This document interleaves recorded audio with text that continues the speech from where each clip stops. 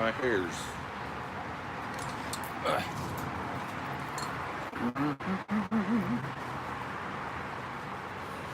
Oh, my tube channel. Wake up, people. How many people I have?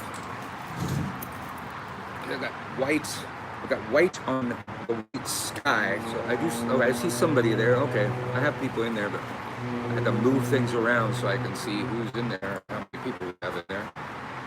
I'll give it a minute or so before I start rambling.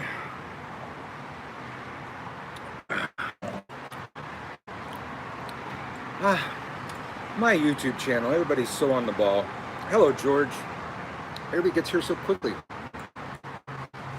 57 seconds into the broadcast, and here they come. All right. Hola, windswept constellation. Hello, Jeremy.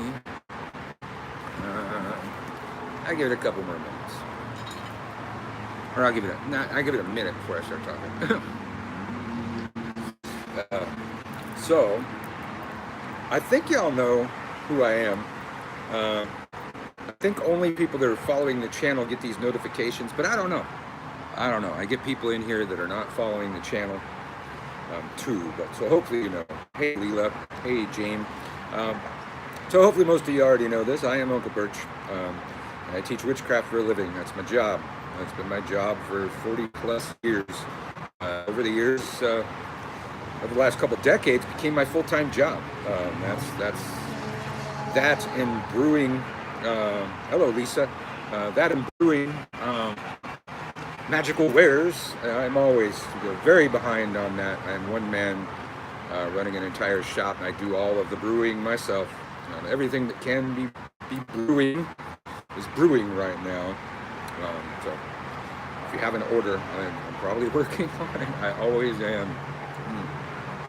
Probably gonna have to hire some people soon to help me get this done. But the teaching, which what the hell of a name. But for those of you that haven't seen on this channel, I'm on this teaching frenzy. I used to do a year in a day course on a private channel here on YouTube, and took a couple of years off from that to do more of the downloadable courses, because the millennials want to binge watch everything. They don't want to take a year and a day to do anything. Hello, Jeremy. So since I thought I might be out of practice answering random questions from witches all over the world, even though I still do that with the downloadable classes, it's a lot more interaction when I do the year in a day course, and kind of get to know people after a year in a day. So I started one March 1st, and it got full, and new people out there wanted more. So then I started one on Beltane, May 1st. That one's full.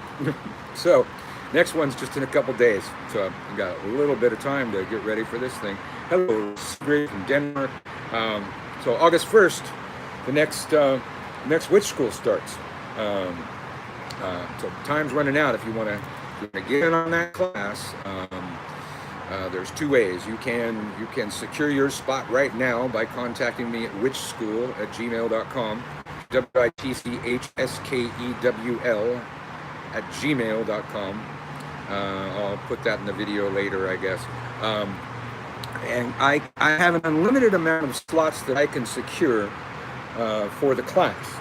When the class goes online August 1st, there's some arbitrary cutoff number. If you want to take your chances and wait for my announcement that the class is posted, then you can go there and join the class that way. You'll have to set up an account and all that kind of stuff over at gumroad.com/witchskewl, WitchSkewl. But the August 1st class will not become visible until August 1st, or late at night on the 31st. And I will, damn, Jeremy, I didn't bring a bowl up with me, but take a puff for me right now. Yeah, you can take your chances August 1st, but at some point the class fills up and there's a cutoff. If you contact me ahead of time, I can secure the spot. So contact me at witchskewl@gmail.com, which is becoming the best way to get a hold of me these days. My Hotmail account is a mess, spam bombed several times by some hater out there. It's a Hotmail account, so it's really susceptible to that kind of shit. So I'm slowly transferring all of my shop stuff off of that account. Right now I'm just using the WitchSkewl account for anybody that needs to get a hold of me for pretty much anything right now. It's WitchSkewl@gmail.com. So we play this little game. And if you're new to the game, it's only got a couple rules because I'm still pretty much an anarchist. You can ask me almost anything you want about any magic out there, and I'll have something to say about it. Sure. And please try not to ask me a question while I'm answering a question. Please try not to be too long-winded. Your questions pop in these little balloons and fade quickly. And if I don't get over there and hit, I won't see it. And if I have to hit see more, that usually doesn't work. So try to be brief in your questions. It's a good idea to copy your questions so you can paste them later after I miss them. Let's see. Wait a minute. Whoops. So, how do I see that question? I took a year and a day altogether because I need to be able to regulate my own pace. So slowly this round. Okay, so you took the downloadable year and a day. That's it's an older course. It's still great shit. It's the year and a day course that I taught on YouTube for, God, I don't know, 7 years. I taught that course. So now, you know, later down the road, I have more to say. I have more magics in my bag of tricks, different perspectives. There are different things being offered in the new year and a day course. So, you know, maybe you might want to take that down the road. But yeah, you gotta regulate your own pace. But yeah, I just kept getting contacted by these people that were they were going to binge watch the courses. You know, take a year and a day course in a week. You can do that. Still feels weird being binge watched. You got to move with the times, right? How many correspondences do you recommend for putting a mirror box for enemies? How many correspondences? Well, the law of correspondence is huge, and it's, you know, comes to us from Hermetics, and most of our crafts are going to have tables of correspondence. Most of the old books were written with more tables of correspondence than any other information. Even Cunningham's herb books were that way. Most of the old books had more tables of correspondence than any other information because it's really important. It's kind of shit you want to like write down your book of shadows and stuff. Hold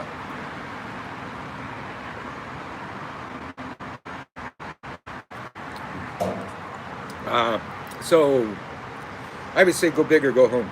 As many correspondences as you can do, as you can comfortably do in that spell. I don't know if you're talking about, you know, correspondences like, you know, what root does it correspond to? What herb does it correspond to? What stone does it correspond to? What color does it correspond to? It's like as many of these as you can do. You know, does it correspond to a planet? Depending on what you're doing. A mirror box.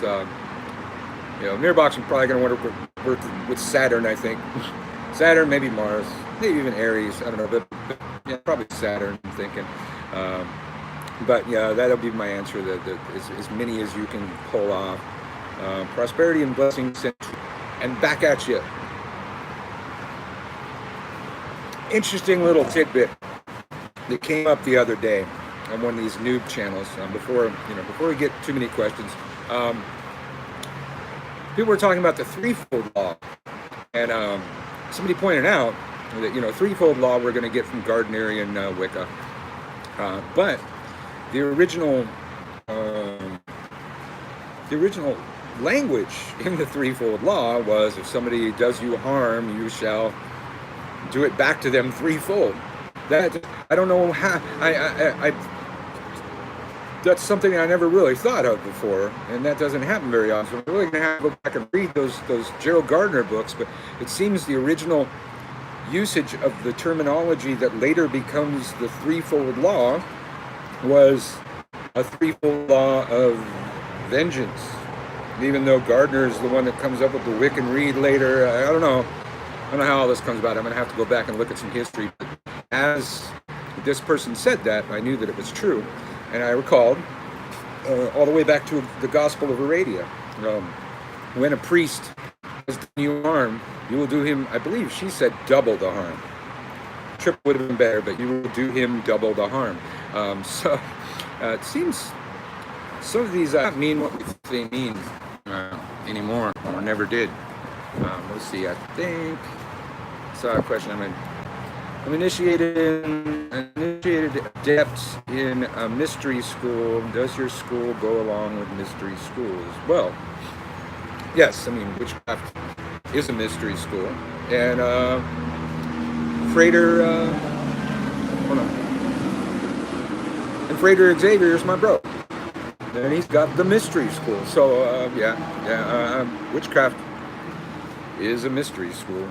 And especially my version. My version has a lot of ceremonial magic and things, and chaos magic, and all kinds of things I decided to add to it over the year. Thoughts on astrotheology?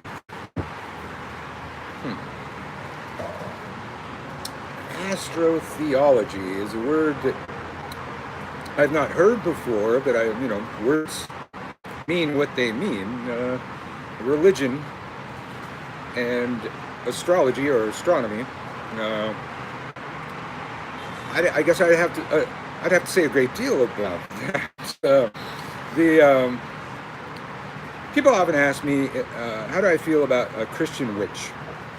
And I don't believe in that per se.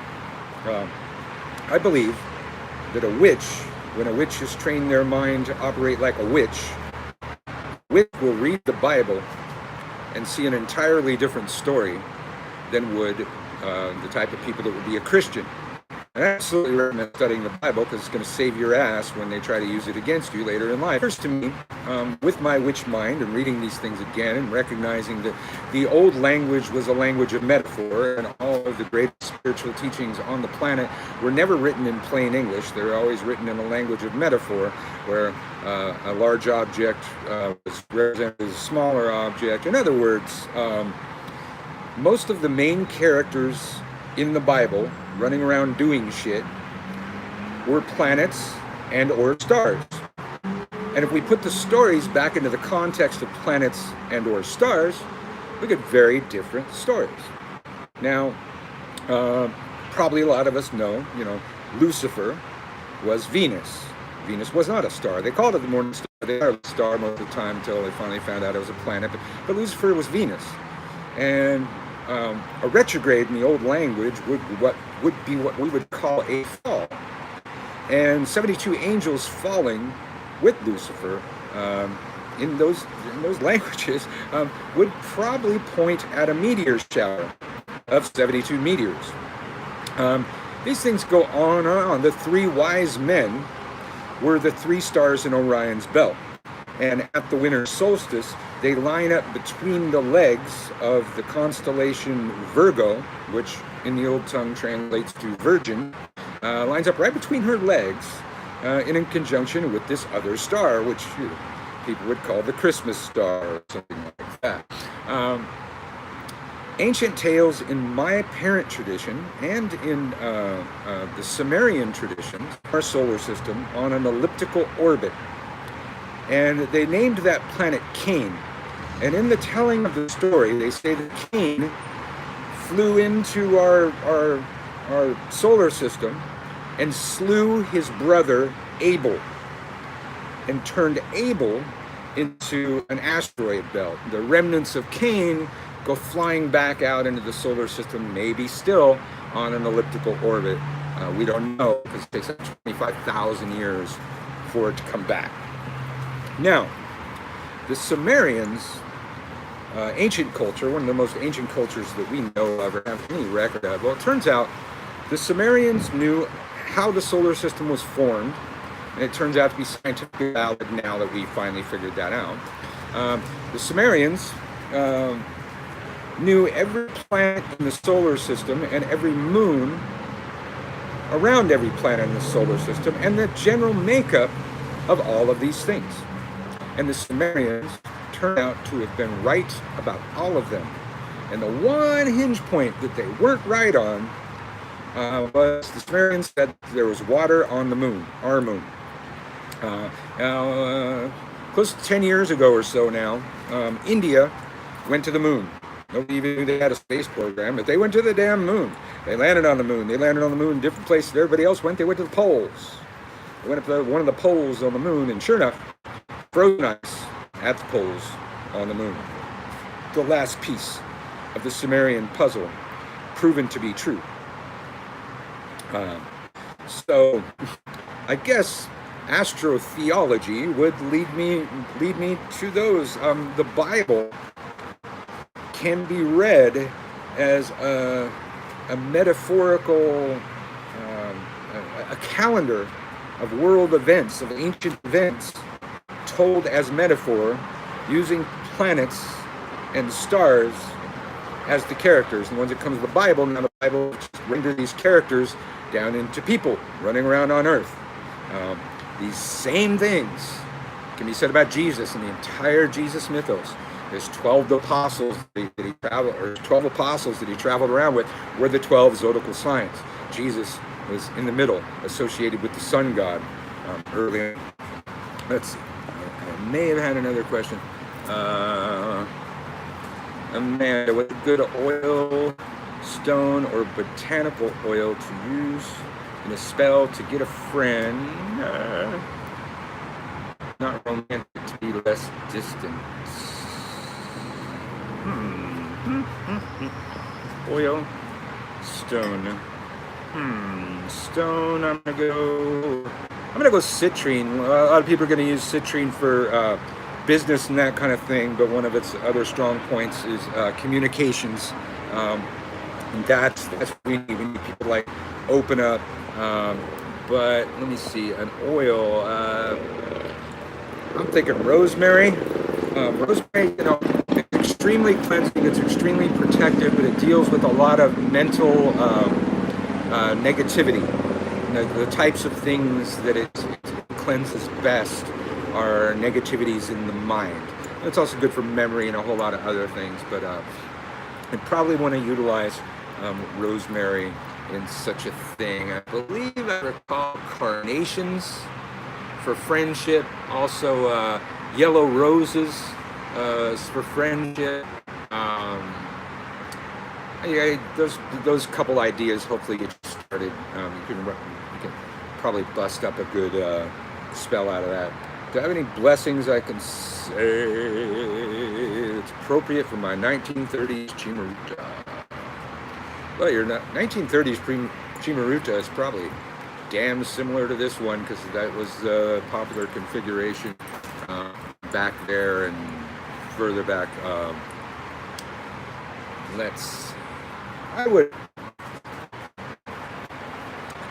I'd bless it with the moon. I can't think of words off the top of my head that I would say. I don't often say a lot of words like mental projections and stuff that I'll do. But I like to actually bless the Chimaruta with rue. And rue's a plant I always tend to have going. Got the rooftop garden here. There's certain things that I always have nearby, and rue is definitely going to be one of them.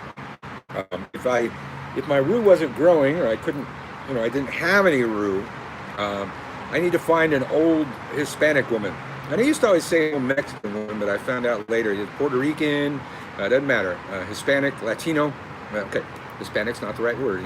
Latino. Find an old Latino woman's yard. She has rosemary either growing right next to the door or right next to the front gate. She does. You'll see it. Trust me. They all have it. And there's a weird thing. Rue is said to be best when stolen. That's one of its legendary things about it. And I've stolen it. And I've stolen it and rooted it. Matter of fact, this whole plant, right? I think I stole that this piece and rooted it. I think that's how I got this root plant here. Just in case, just because if that's right, I want my root to be very good. So I tend to make like holy water, salt water, the typical blessing, cleansing it of all malignancy and hindrances, which just happens to be directly from the Keys of Solomon. and make like a tea or something and bathe it in the tea. Me, I'll take a sprig of rue, since this is a chimaruta, means sprig of rue. I'll cut me a sprig of rue and wind it through my rue, and just let it sit there for several days, and until it's dried up and starts becoming messy. I like to bless my chimaruta with actual rue. Go in and open my third eye. What would I need to do beforehand to prepare myself for third eye opening? Not that much. You need a full moon. You need a full moon in your hands, okay? And when the full moon's up there, you want to get the moon right around here, above your third eye, okay? But when we're doing this, we want the moon to rest right around here in our vision. And we're going to want to go like this and look up at the moon.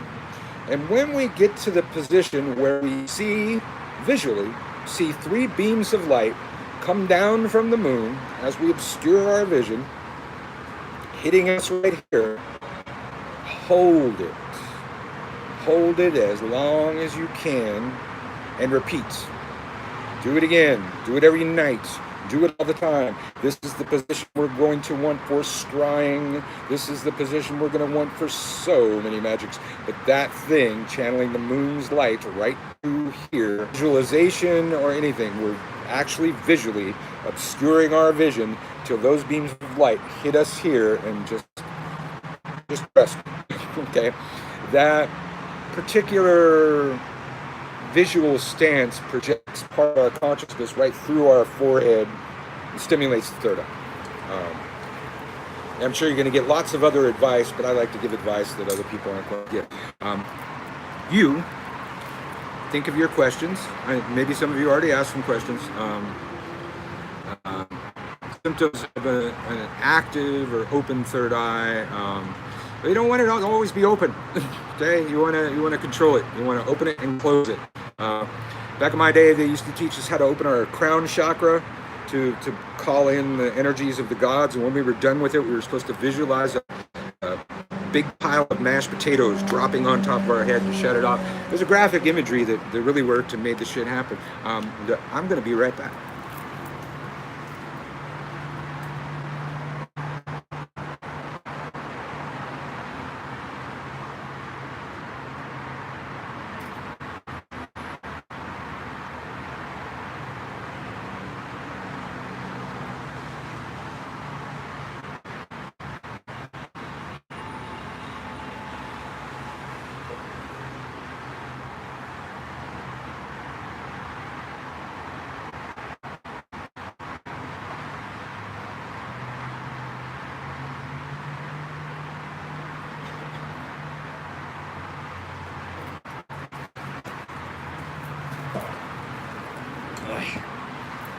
Alright. I guess an overactive third eye, you'd be just seeing too much shit all the time. Let's see. I like witchcraft because to me it allows for the perception practice of the divine through nature. Absolutely. I was taught that any important piece of craft and anything that we're going to call a law, we should see reflected in nature. This is why I do not believe in the threefold law. I can throw a pebble into a pond, and while some of the waves may reach back to its source, it is not amplified threefold. Even if the waves come back from several sources back to the source, the math doesn't add up to that being amplified 3 times. And now, there's this other thing we're going to have to look at. I've been talking about this my whole life, and rarely do I hear anybody say something new that I didn't know. But old Connie Lavoie on what beginners Wicca and witchcraft, she threw that out there, and I immediately, it was something I knew, but something I probably forgotten, didn't put into context anymore. But the original terminology that became the threefold law was if somebody does you harm, you do it back threefold. How'd that get fucked up? Let's see. See, these questions fade so far. Yes, like yours, and I was found fortunate. The necklace. Wow, I don't know why your question just cut off sideways like that. Yeah, that was weird. That was a weird glitch. I didn't see a lot of your. Well, it wasn't a question, it was a statement, but I didn't see a lot of that. Thoughts on extraterrestrial aliens being gods or angels, demons told about in religion? I'm absolutely open to that being possible too. Our ancestors could have told these mystical tales in the language that made sense to them. Absolutely, it could be that. Now, if the Sumerians were right about that, there's quite a problem there. Their gods were called the Old Ones, and they were not nice at all. And if the Sumerians were right, our race was genetically crafted and placed upon this planet to mine gold for those old gods, to fix their atmosphere. Apparently they had damaged their atmosphere like we have here, and came up with this idea of sprinkling gold dust into the atmosphere, which actually is an actual theory for fixing our atmosphere. However, we don't have enough gold to do that. Now, if the Sumerian tales are correct, at some point humans rebelled against those gods and somehow stopped their ability to return. Kind of like Stargate. The Stargate story is kind of like that. The god had these portals that they came through, and the humans attacked the portals, knocked them down, and the gods couldn't come back. Too long for the journey if they didn't have those portals. Damn if that isn't similar to what the Sumerians told, but these gods, gods that enslaved us, and if they could come back, would probably slaughter us or destroy the entire fucking planet. So let's hope they were wrong about that point. And in the ancient alien theories, a higher evolved civilization that would go around the universe, seeding it with life, would view us like we view ants.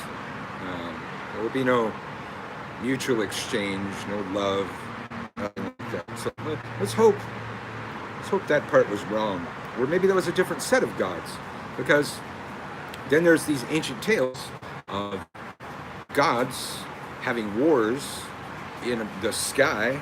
These go all the way back to the Middle Ages, go all the way back. These are actually in the holy books in India. They tell these stories.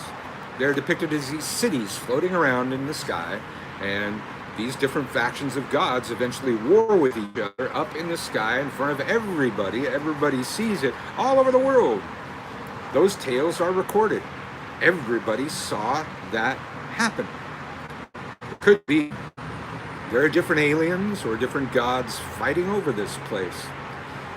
Sounds like it in the Bible. I don't know, man. Let me see if anybody else has anything here. Is there a way to talk to the Holy Guardian Angel without doing the Abramelin ritual? I do not know of one. I mean, Abramelin came up with this incredible ritual process for doing that, so I just did that. I don't really have the time. I mean, even as a full-time witch for, a large portion of my life, I don't have the time and resources that Abramelin had to figure that out. So since he did that and figured that whole ritual out, I'd rather just kind of like do the ritual than rewrite such a huge ritual. Stone Witch retracted their message. Ooh, I know that now. Hello, windswept constellations. LOLing. I'm Uncle Birch. We are answering random questions about witchcraft. We're doing this thing called Ask Uncle Birch. Try not to ask me a question when I'm answering a question. Try not to be too long-winded because I won't be able to read it all. When Crowley failed at it, what effect do you think it had? I'm sure that was devastating for Crowley, but thought he attempted it again. I don't remember. I'm going to have to go look at that kind of thing. I'm sure it was devastating. Let's see. Hoodoo, the rotting tongue, suggestions. Let's see. The one I know there, you go to the store, get yourself a beef tongue. You dedicate that beef tongue in the name of your gossiping enemy. You nail it to your front door for 3 days. And then after the 3 days, you throw it on the roof. Let it rot. There's probably other variants, but that's the one I used, and yeah, that worked. Thoughts on polarity. Today's people are heavily polarized by politics, religion, etc. These forms polarization effect on the operator. I mean, you cannot. Everything contains its opposite. Everything has a polarity. I don't know what country you're in, but here in my country, we do not have a polarity regarding politics. We have a polarity regarding common human decency, the rule of law, the Constitution, and America. What America, the greatness that it had. Not trying to make America great again, but hello, hi Hollywood Warlock. Hello, Ricardo. Polarity happens, but polarity is, we probably can understand polarity a bit better in this day and age because we transgender people whose female side was more dominant than their male side, or their male side was more dominant than their female side. So they eventually switch over. I was always taught that both of those exist within us. I have my receptive side, my active side, my female side, my male side. I can play the goddess in rituals. I've done it before. That kind of polarity cannot be escaped, but then I wonder how that applies to gay people.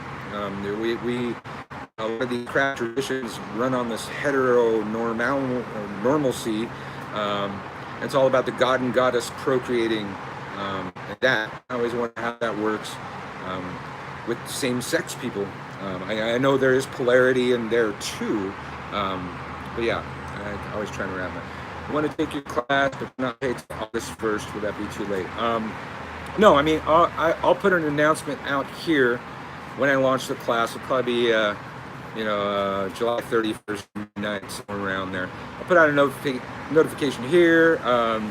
If you don't see that, just go to gumroad.com/WitchSkewl on August 1st. It'll be there, and that's the start.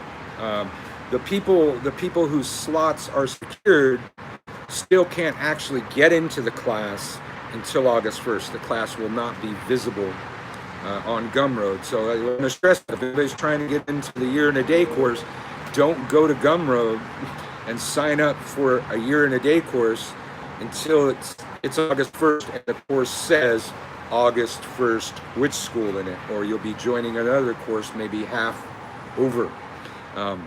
So yeah, August 1st is when I would expect people to start paying, because that's when the class is going to be available. The way it works on Gumroad, and the reason why I'm on Gumroad, is it automatically bills the student. The worst part of teaching witchcraft to the world, doing correspondence courses for me, was having to play bill collector every month. And kudos to those out there that did not make me do that, but having to badger people to pay their damn bill, and keeping track of who didn't pay their damn bill. I was not good at that, and I did not enjoy that. So, Gumroad, if you don't pay your bill, you get cut off until you pay your bill, and then the next class comes. So it's automated. I don't have to worry about that. It's all set up ahead of time, and once you set up your account, you're automatically billed every month, just like half of the things in our lives. So that's why one of the reasons why I'm going through Gumroad and giving them a cut of my profits was, it's worth it to me to have them deal with that.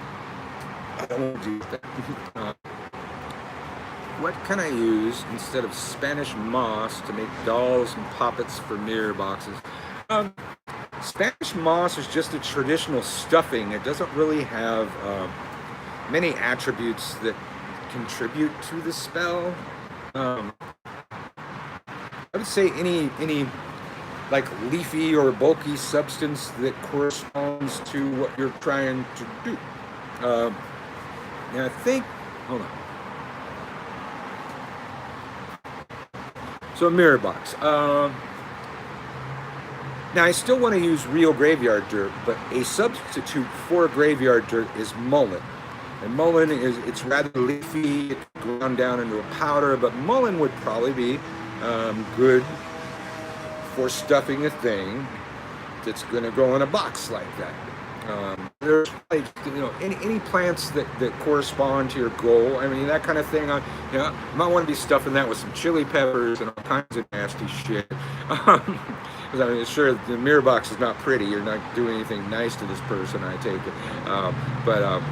Yeah, Spanish moss is just really common moss in those regions, and so it becomes used for stuffing poppets and dolls and this kind of thing. But I don't really know of magical attributes that the plant has that makes it the best plant for that. So stuff it.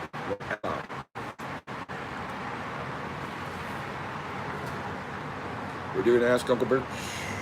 Can I use hyssop alone for ritual cleansing bath, or is more required? Yeah, people will buy the hyssop purification bath from me.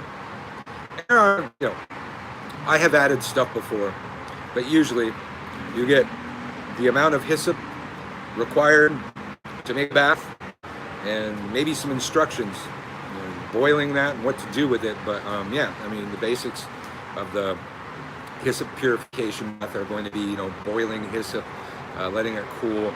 I would probably add holy water, salt water blessed, that kind of thing. I usually do to a hyssop bath. Let's see. Is WitchSkewl a match for one who doesn't resonate with Wiccan gods and goddesses, Judeo-Christian? Yeah, my particular system's kind of written for however they want to go. I'm going to teach them some god and goddess lore, some old, tales and that kind of thing. But I'm kind of teaching it like, so, okay, if you're doing the religious aspect, well, you're going to do it this way. If you're just doing it spiritually, well, you're going to do it this way. So kind of, my class kind of just taught in the middle of like, okay, here's some of the common things done. And depending on your particular leaning, you're going to want to lean this way, or you're going to want to lean that way. Nobody has to do it religiously. Nobody has to do it spiritually. You could do it all scientifically too. I cover the entire wheel of the year in this particular class in scientific terms, rather than stories about the various gods and goddesses doing their thing. What's happening to nature? What's happening to the earth? What are those changes of cycles about, rather than a religious aspect involving like Wicca, that kind of thing.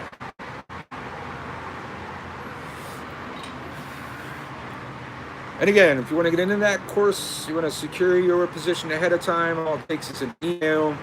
Send me an email to witchskewl@gmail.com, WITCHSKEWL@gmail.com. Pay ahead of time if I secure your thing ahead of time. But if you want to take your chances, you can just try and jump into the class August 1st when it's posted to Gumroad. And that too is gumroad.com/witchskewl, WITCHSKEWL. If you really want to, I got plenty of stuff out there that want making a mirror box. If you haven't seen spiritual warfare box for your enemies, that might be a good one to watch for that kind of thing. I'm thinking, I don't know. Let's see. Recently diagnosed with hypertrophic cardiomyopathy, a heart condition.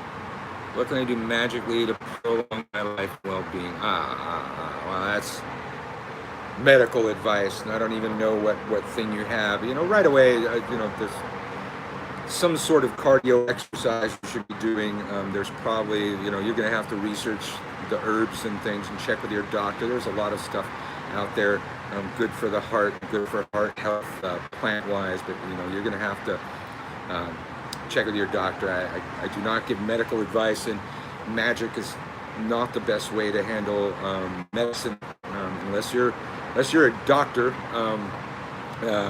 Healing magics can go way worse than a hex if you don't know what you're doing.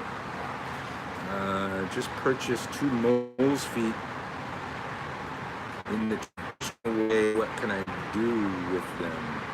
Oh, yeah, you got me there. I don't know that I've ever used mole's feet. Nor have I even seen mole's feet sold out there on the Hoodoo site or anything. So, all right. Somebody got me there, mole's feet. I got nothing for you. A rare occurrence. I must celebrate. I need to go learn about mole's feet now. There's a magic I don't know about. Woo! I got stuff to study. Yay! I love that. Thank you. Mole's feet. Any books you can recommend where I can read the actual mythologies from Greek, Roman, Babylon, or Egyptian religions? I'm not sure, but here, write this down. I believe it's Amazon.com/shop/freakphil1309, just like this channel. Amazon.com/shop/FREAKPHIL and the number's 1309. Now, people always asking me about books. People always ask me about a lot of stuff. And people were trying to find my mother's books, some of the older, cooler witchcraft books available. This would be like Protection, Spells and Charms by Jade, Money Magic by Jade, Love Magic by Jade. And my book list got huge. It started with just putting my mom's books there so people could get them again, and nobody bought one for decades. So it's also helping to further my mother's work, my witch mom, keeping her work alive. And I make a little cut off of it because nobody knows about her books, but unless Uncle Birch told them about it. But the book list took off, and all of my favorite authors are there, and all the people that I've had on Witterson's author lives, all of their books are there. But then it took off in all kinds of things. Like, I've been in the professional witchcraft business for a very long time. I have my own shop, and I carry a number of wares from other people in addition to what I make. But there's so much, good stuff out there, and there's so much crap. But I've been in professional witchery so long that I can scroll through these lists of products, and immediately I know what's a good product, what's a bad product, what's a good vendor, what's a bad vendor.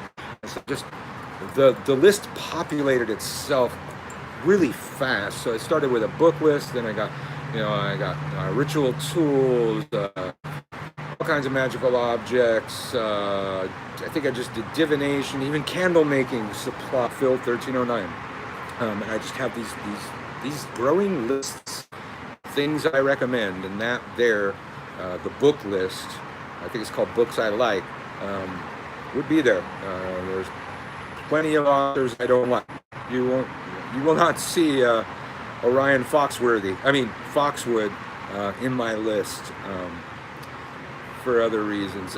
But there's certain people that I don't like, and their works I don't like. You won't see there.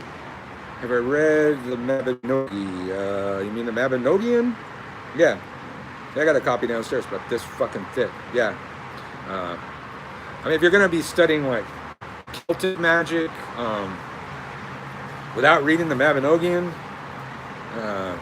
probably not going to work for you. Do I use the middle pillar ritual? Yeah, I do. On occasion. I'm like 40 plus years of just teaching, not even just witchcraft. And the witchcraft I practice now would be very different than what I teach. What I'm teaching is how I got to where I am now. Ultimately, I would want everybody to get to the point where they can do these entire rituals without tools, without props, without secret names, but that comes about having done the regular ritual thousands and thousands and thousands of times. So while you may not see me perform the middle pillar ritual in the classical sense, there's a part of my witch mind projecting the entire ritual into the ether. And it can happen at the blink of an eye. So in that, yeah, I am interacting the middle pillar ritual in a different way than you could see from the outside.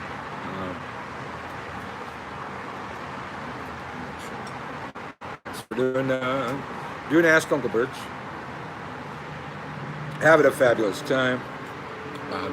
If you got here without subscribing to the channel, I don't know how you did, how you knew this was going on, but subscribe to the channel, man. What's going on? I also have a WitchSkewl, WITCHSKEWL, teachings in the old ways on Facebook. There's also a private WitchSkewl. It's only for my students that you hopefully can't get into. But there is one where I'm listing all my courses on Gumroad and all that kind of stuff. But you can find me on Facebook. You can also find my Uncle Birch page on Facebook. Unity Wicca and Witchcraft, Cyber Witchcraft School. Oh God, and you can't even imagine what's coming up. Oh, I will have such wonders to show you people, but I'm not going to talk about them.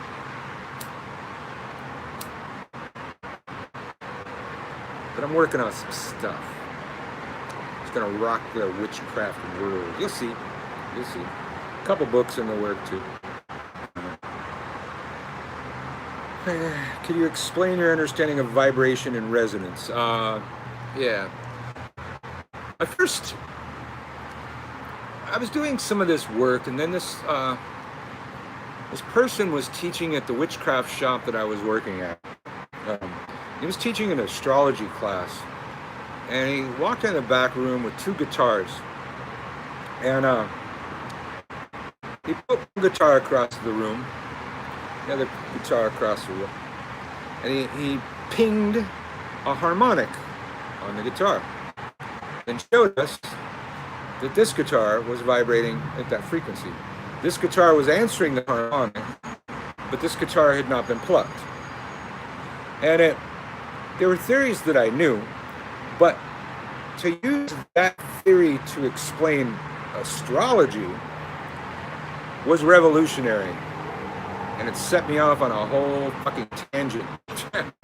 Now, the theory of harmonic resonance says that anything that can vibrate at a certain frequency, when exposed to that frequency for long enough, will and has to vibrate at that frequency. Now, this led me to the brainwave generator, which is a piece of software that you can still download. And you put in a vibration of a brainwave, like let's say the brainwave of happiness, put the headphones in the right ears, expose yourself to that vibration, and your brain will vibrate at the frequency of happiness, and it can't not. It cannot do it. And I started playing with the brainwave generator, and that opened new fields to magic. I have an entire course on planetary magic. I think I actually called it where science and magic collide on gumroad.com/WitchSkewl, where I discuss this. And we come up with this idea of, since NASA has been so kind to post the vibrational frequencies of each planet in our solar system,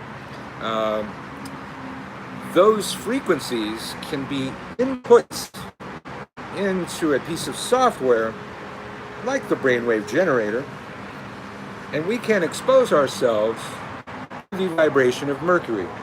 Say, Mercury retrograde's really fucking with us right about now. We can immerse ourselves in the vibration of Mercury, which will make us vibrate at the frequency of Mercury, making us better able to affect Mercury.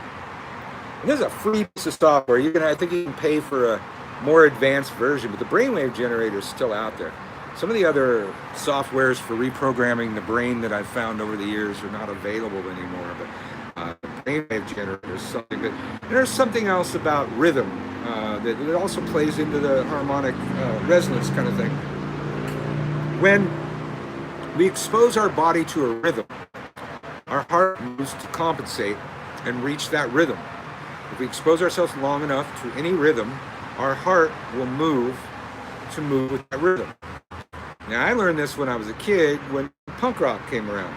Punk rock was designed to be an agitational rhythm to the human heartbeat. It agitated the human heart. It angered.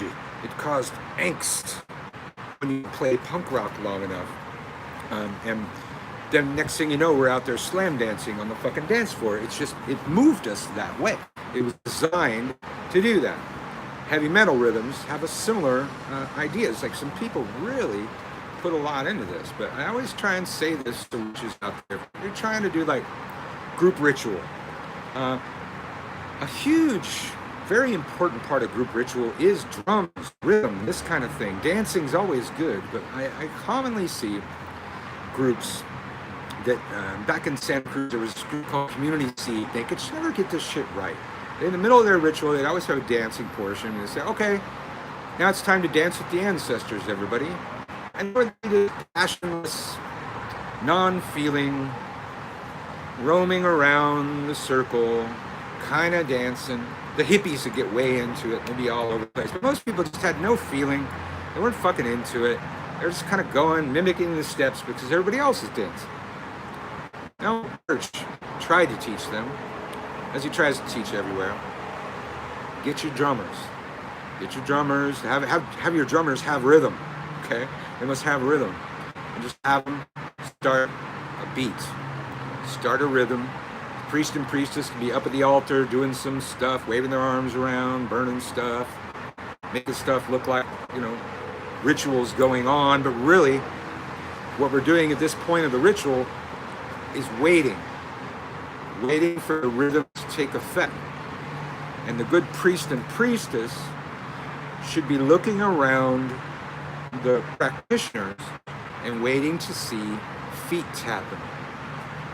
When you first start to see feet tapping, you're almost there. Go a little further. Just keep the rhythm. Keep the rhythm. Bodies will start swaying. Now's your moment. Now is your moment. Now is when you ask your ritual practitioners to dance because the rhythm has already moved them. If you try to force them to move with the rhythm before the rhythm has moved them, it will be contrived, fake, passionless, energyless. I hated when these fucking people did that. It was so fucking boring. This will shake, and that's your moment. That's the time to go dance with the ancestors, do the dancing portion of your ritual. Just keep the rhythm going, and the human body will respond. And not everybody's going to tap their feet. Not everybody's going to be swaying their ass. Some people are a little more reserved. And once you see that sort of thing starting to take over across the circle, that's your time. What are your thoughts on ghosts? I believe there are spirits of deceased people or entities like elves, fairies, demons spoke about in different cultures. I think there's all of the above.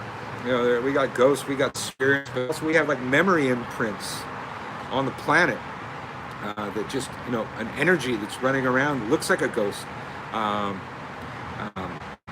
of those things, right now, scientists, probably here in America, because we always do really crazy, stupid shit, but they're trying to punch a hole into a parallel universe. And they have a really complex theory of how to reach that makes a lot of sense. That's the fairies. That's where they are.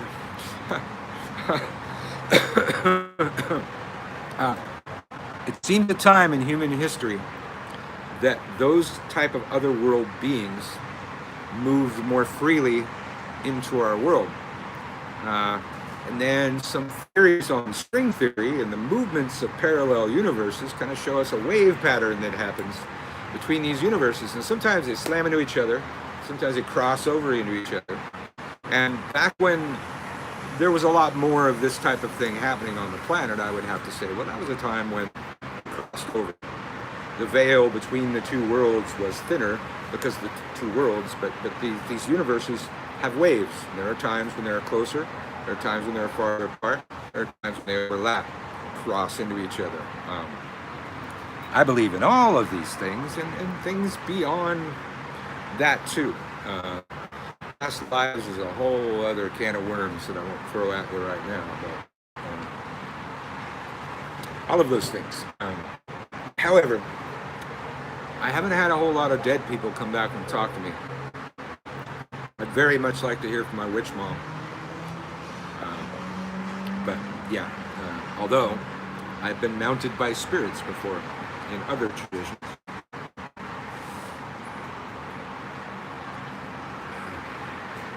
Let's see, Jeremy. Oh, really? Wait, is it? I did know it, Jeremy, didn't I? Maybe I just don't know your last name. I was out on the beach with you in Santa Cruz 2013. I'll never forget it. Jeremy, I'll never forget it either. I don't miss Santa Cruz. I don't miss the ticky-tacky bullshit. I don't miss the infighting and witch wars in a craft community that I and my friends were pioneers in creating. So I don't like how a lot of that turned out, but I recognize that's how it goes. But the beach rituals, I led the full moon ritual for my tradition for 13 years straight on the beach in Santa Cruz, and the entire ritual was done with me, voice, and guitar. No classical ritual tools of the kind. I sometimes had a priestess backing me up, tracing the pentagrams into different quarters when I was calling the quarters with a song. But I will say, since you brought it up, Jeremy, I miss that. I miss that, and I wish I could go back and step outside myself and just watch that ritual. I've never seen anything like it except through myself, as my magical self just took over a ritual of music and song that just takes off and just happens every full moon. Just the ritual happened, people weren't even, didn't even know it was happening yet, and it took off and just happened. Music, song, we'd always have a magic in the middle. Sometimes the magic was music, and I wish I could have stepped outside of myself and just observe that ritual performance. I've never seen its likeness, and that's not, I'm not just trying to toot my own horn. I wish I could see a ritual like that and just participate and watch. There were rituals when I was a kid that were all done in music, and that's where I got those ideas. But I've just not seen that done by anybody for ever so long. I can't imagine what the rituals. Some of my groups are left behind. Some of them I'm on speaking terms with, and some of them I'm not. They're still doing the full moon rituals. I think they're doing them at 99 bottles, which is a far cry from the beach and a bonfire. I definitely liked that atmosphere. So that thing I'll miss. The majority of the Santa Cruz experience as it became, I don't. I was a large fish in a small pond, and I left that pond, jumped into the ocean. Now I'm a slightly smaller fish in a big ocean, and I don't have to deal with bitches like Susan Diamond and the Serpent's Piss. Sorry about that. But I have reasons for my hate. I don't know if that was a question, but it did give me something to say. So we're at 60 minutes. I should probably do a few more and go do some other stuff. So we're doing Ask Uncle Birch. We've had a great crowd the entire time. I'll do a couple more questions, and then I've got to go upload a class, which will take up all my bandwidth. I'm a paramedic, suggesting a talisman to carry with me while I work.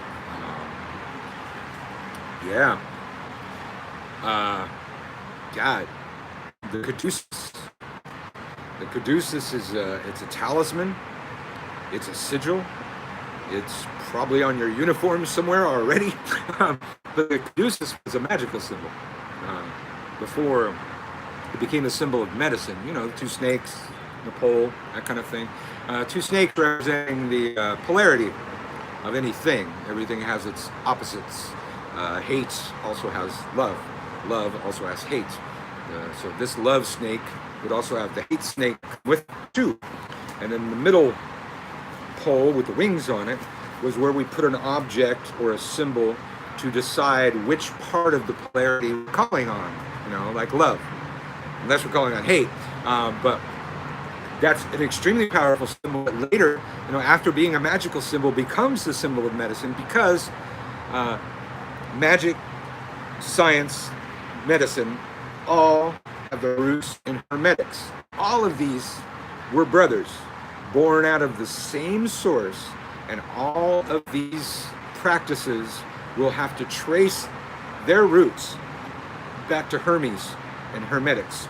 So there's a medical symbol now associated with that, but an absolutely great talisman to work with. And maybe even just the one on your uniform, you could dress it with certain oils or something like that. God, I never thought about it, but the possibilities are so endless. You've got the perfect sigil or perfect talisman already there.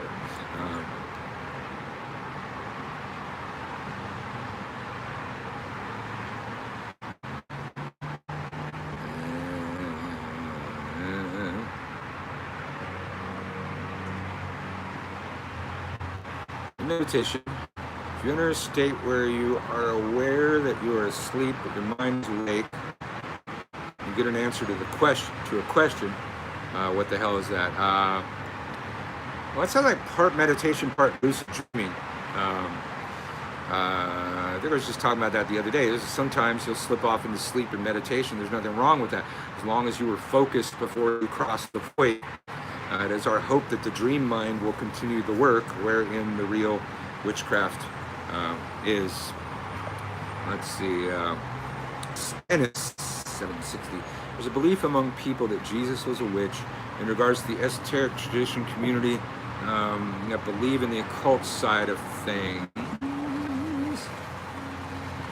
is there room for Jesus? In some context, I was always taught that Jesus was one of the world's great teachers, but didn't really have any correspondence to Christianity.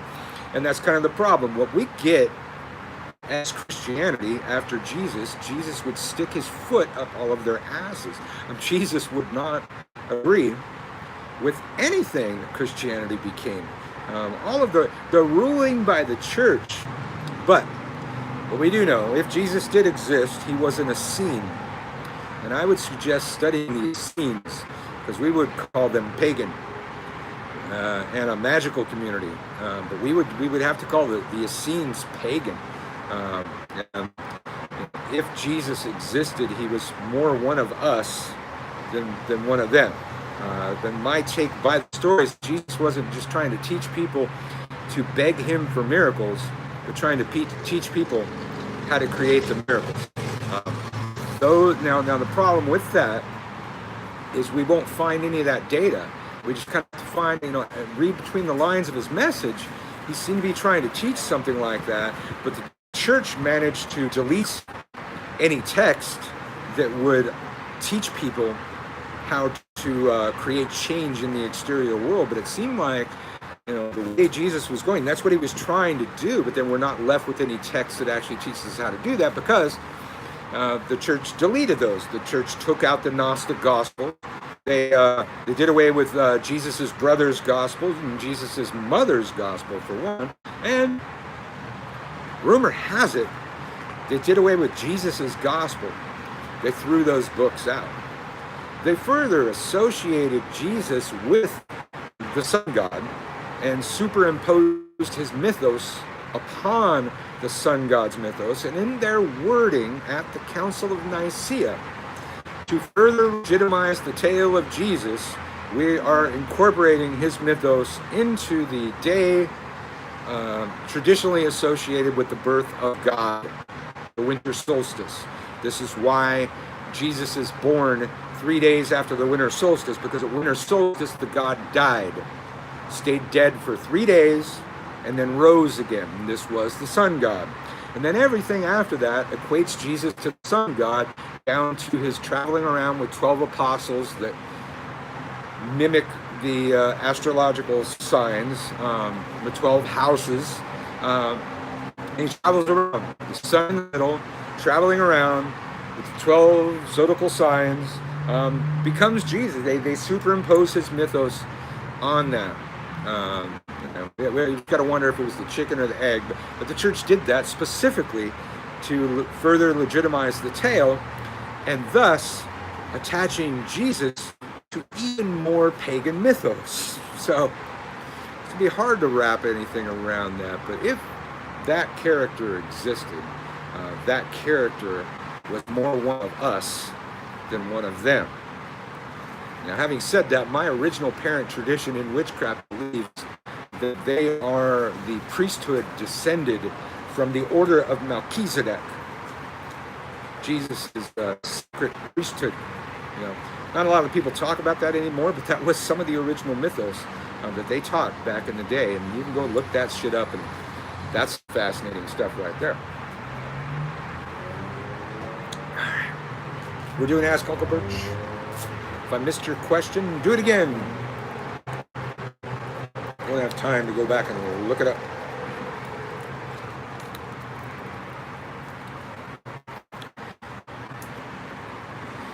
In order to change yourself for the better and better in life, what steps should you take in order to do that, especially if you have some blocking preventing you from changing for the better?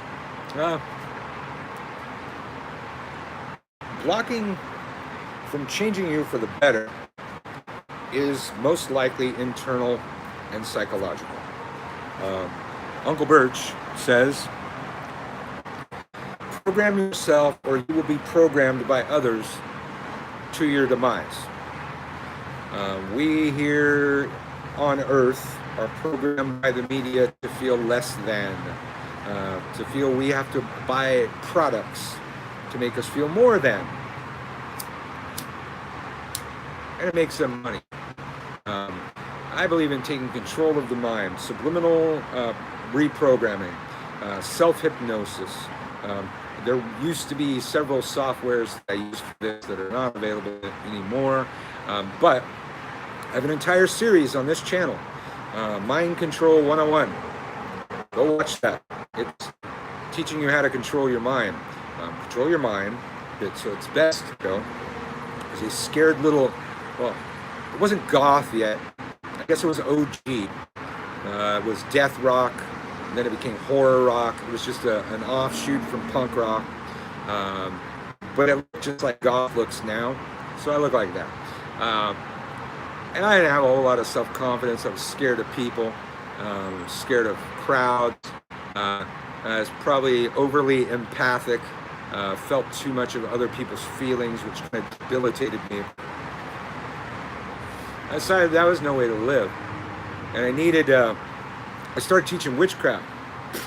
I needed to become really good at public speaking. So I embarked on this reprogramming task and reprogrammed myself. And the first thing I did was reprogram myself to be a public speaker. Apparently, I went overboard with that because now you can't get me off the stage. I'm always in somebody's face out there doing something after a stage career in music. And being in front of people for ritual all the time and teaching people all over the world. It's like I'm doing this on my day off, doing Ask Uncle Birch. It works. Sometimes maybe too much. All right, I said I'd do a couple more, and I think that's I'm at 70 minutes. I gotta go do dad and family shit. Oh, the cat's up here. I think he wants something right there. Thoughts on psychedelic use and DMT? DMT is absolutely amazing stuff. Mushrooms I had a good time with. LSD, I came to great revelations that didn't make sense in the morning. But DMT, mushrooms, that always stayed the same. The revelations that I had on those substances were the same. The thing that I remember about DMT, the one time I did it, was that there's a fabric that the universe is made of, and when you do DMT, you can see the patterns of it is in South American indigenous artwork. So clearly they were doing a lot of DMT because they totally depicted that pattern, and that pattern is the pattern of the universe, and you see it. DMT. I saw it. I don't know. Maybe you'll see it. I don't know. Well, anyway, thanks for coming. Merry meet, merry part. Maybe we'll see you August 1st, y'all. Merry meet again. Wait, that's the wrong fucking button. Where is it? Oh, there's my little